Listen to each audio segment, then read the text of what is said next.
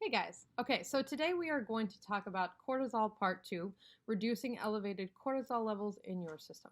Okay, so there are two different approaches to this. One would be removing things that cause elevated cortisol levels, and the other would be adding things that reduce cortisol levels. So the first thing we're going to talk about are the three things that you can remove from your life or reduce in your life that might be causing elevated cortisol. Okay, you might not like these, so I'm just going to get them out of the way first off. Okay, number one, caffeine. Okay, so caffeine comes in many forms. You got coffee, you got energy drinks, you got chocolate. We're not going to take away chocolate, don't worry about that. But you guys really should think about your caffeine intake, whether it's coffee or energy drinks, because those things are going to spike your cortisol and they're going to spike your adrenaline. I'm not telling you to cut coffee out of your life completely, but if you're somebody that deals with a lot of anxiety or you're feeling yourself really frustrated and then having those times of feeling incredibly drained or tired, then maybe reduce your intake. Maybe go to 1 cup a day, or if you can stand it, every other day drink coffee, or I don't know, reduce. Even just taking one less cup a day will help you with your cortisol levels. Okay. As far as energy drinks, I really hate to say this, but they totally crash your adrenal system. They totally crash your levels of cortisol. They spike them, they crash them, and it is a really bad cycle of abuse in your body when you drink energy drinks. I sometimes still drink them. Okay, sorry, I do. I try to only drink half of one if I'm going to do it, which is actually the serving size per can. But just be mindful that every time that you drink an energy drink, that is going to take so much of your hormones and spike them incredibly high and then drop them really low, and it's going to exhaust your adrenal glands, which is exactly what we're trying to not do. Okay, so caffeine. So moving on to number two. Number two is nicotine. Okay, I am sorry. I know that I'm hitting on some pretty touchy subjects, especially if you have a pretty steady intake of caffeine or nicotine, but just listen to me. If you are intaking nicotine in any form, if you just cut back even a little bit for what you do day to day, you are going to see a difference in your cortisol levels, okay? Because when you intake nicotine, whether it's smoking, vaping, chewing, don't know what all the other forms of nicotine are. Anyway, any way that you're intaking it, it is raising your blood sugar, it's raising your cortisol, it's doing bad things to your hormones, but that's what makes us feel good, okay? So anytime that you intake alcohol or nicotine, you get a rush, you feel good. That's because it's altering the chemicals in your body, okay? So nicotine by itself is not necessarily a bad thing, but abusing it can definitely be. So just cut back on what you're doing and you'll see a drastic decrease in your cortisol. Okay? Okay, number three. Number three is Netflix. Sorry, guys. Okay, but not really Netflix. It's more like sensory exposure. So anything that you expose your senses to, whether that's music, movies, work environment, loud noises, crying babies, whatever it is, those things are going to affect your chemical balances in your body. Okay, so for somebody who is more emotionally stable than other people, could sit down and watch a horror movie or a thriller and they would be really scared and then their hormones would go back to normal. But for those of us who are anxious or depressed or stressed out often, sitting down and watching a movie like that is going to cause your system to spike, and then you're not going to have that letdown the way that you should, the normal slow letdown. You're going to have the spike and then the crash, and then you're going to feel it bad. Okay? So be mindful of yourself. Be mindful of your triggers. Maybe you are being triggered by things that you're watching. So I'm not telling you to cut out Netflix. I'm just saying maybe instead of watching a horror movie instead of watching a horror movie or a thriller, maybe watching something that's funnier or a comedy. Or you could just not look at the TV screen altogether and go look at the sunshine, not directly. Or read a book. Okay, that was not meant to be preachy. Sorry about that. These are just ways that we are affected, our cortisol levels are affected in our culture and in our daily lives, just to let you know. Okay, so now we are going to talk about things that you can put into your life that are actually going to help you reduce those levels. Okay, so the first thing is sunshine and rest. Okay? So those things kind of go hand in hand. You need vitamin D, you need sunshine, you also need good sleep. Okay? So the good sleep, again with the screens and the TV, when you go to bed at night, try to get 10 minutes of dark, quiet time right before you fall asleep. That doesn't sound very hard, but a lot of us sit on our phones and play until the moment that we close our eyes or we set our alarm or whatever. Try to give yourself 10 full minutes where you're mindfully sitting in the dark with no sounds. Okay? So, number one, sunlight and rest. Okay, second thing to add to your life is mindfulness. Okay? So, we talked a little bit about this just a second ago when we said, be aware of your sensory exposure.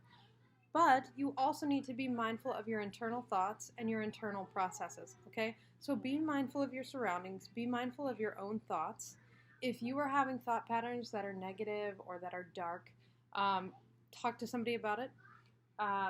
Maybe develop a habit that will help you with this. Sometimes people snap rubber bands to kind of break that internal cycle of thought. If you're having thoughts that are anxious or depressing, that can be a way to kind of snap you to, and then maybe go sit and meditate for a while. Okay? All right, so mindfulness. Trying relaxation techniques is number 3. Okay? So any sort of relaxation techniques, the Fitbit has this really cool thing where it does breathing exercises for you. You look at your watch and it goes, and you mimic that. I like to do that, actually. It's pretty cool. It really does help me calm down. If not, I just try to take 10 seconds of an inhale and 10 seconds of an exhale. That's really hard to do sometimes, but it does help you, okay? Other relaxation techniques can be hobbies, okay? So hobbies really help us relax a lot of times. Learning to unwind the old-fashioned way. I know I'm harping on TVs a lot, but learning to turn off sensory stuff, okay? So maybe instead of listening to the radio where there are ads and lots of noises coming in at you besides music, maybe turning on some really beautiful music that you know exactly what it is, you know that you like it, you know that it's beautiful, and maybe close your eyes and lay on the couch and listen to it and just focus on the music.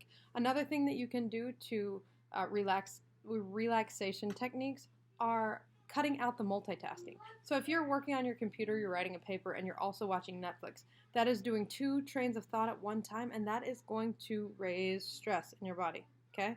I work from home. When I'm working from home and my kids are doing something in the background and I'm watching a movie, my stress levels are so much higher than when they're napping, okay? So reduce multitasking as much as possible.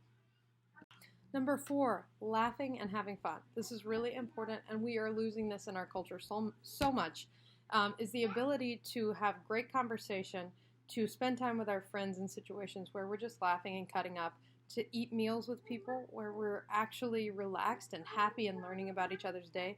That actually affects your stress levels. It's like people knew what they were doing when they designed, 3 square meals a day where people sit down. We don't have that anymore. My family is lucky to get one, every 3 days. But when we do actually sit down and do this, it is extremely beneficial to everyone in our family. Okay? Last but not least is diet and exercise. This might very well be the most important. Okay? So for your diet, you have a cool little acronym to help you remember what you need to do, and that's reduce the crap in your life. Okay? So the C stands for carbohydrates or refined carbohydrates. That's sugars, breads, starches, whatever. Try to reduce those in your diet. The R stands for restrictive diets. Okay, so any of you guys who are bodybuilders that are like doing all these really crazy diets, that's going to raise your cortisol. Girls, if you're doing like all raw, vegan, whatever floats your boat that you're trying to do, if you're doing a really restrictive diet and you're already stressed out, it's actually going to raise your cortisol levels and your body isn't going to heal itself. So it's actually going to do more damage than good. So if you still want to do those diets, those restrictive diets, you need to approach them gradually and you need to approach them with a lot of caution. Okay? Alcohol. Alcohol is the A there. So CRA, reducing alcohol.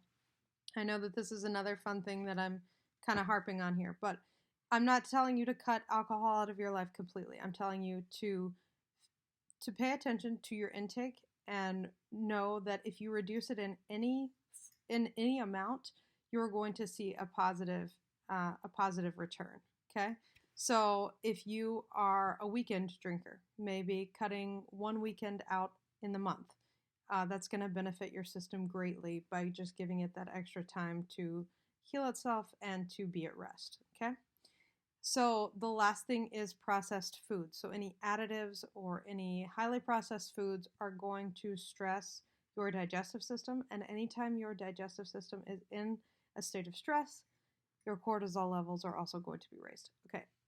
One little side note here. Also, anything that you think you might have a sensitivity to, or if you have food allergies, obviously, try to reduce those foods in your diet. Okay. So reduce the crap, carbs, restrictive diets, alcohol, processed foods.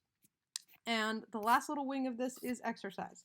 Exercise is crucial in being a healthy person. It just is. You can't get around it. You can lose weight and you can be skinny, but without exercise, you won't truly be healthy. If you are dealing with a lot of anxiety and stress and your cortisol levels are high, you do not need to overdo the exercise. You do not need to be a bodybuilder. You need to do things like yoga, Pilates, stretching, what else is it? Walking. Yeah. So 10 to 20 minutes of these exercises, you can do them in increments during the day. If you want to do 7 minutes here and 12 minutes there or whatever, that's going to benefit you greatly. Walking directly after a meal is probably going to be the best thing to reduce your cortisol if you're looking to do that incrementally. Okay, so reduce the crap in your life, get some exercise in your life. I used to work out all the time when I was in college and I was super fit. And then when my studies got really rigorous, I started getting injured like crazy because I was pushing myself physically and I was incredibly stressed out. And my body just started deteriorating in a lot of ways. And emotionally, I didn't have an emotional breakdown, but I got to probably the worst point in my life, emotionally and stress-wise. So just pay attention to your body. Pay attention to what is stressing not only your emotions internally, but also your body physically, and try to just listen to your body. I hope you enjoyed that. I know that that was a lot of information thrown your way, but if you are interested in going in depth on any of these topics, understanding how to implement them in your daily life, maybe understanding the science of cortisol a little bit more, um, please feel free to message me personally or reach out to me in any format, and I would be happy to help you with that. And if enough of you guys are interested, I can make an in-depth video on each little aspect of this so people can understand it a little bit better.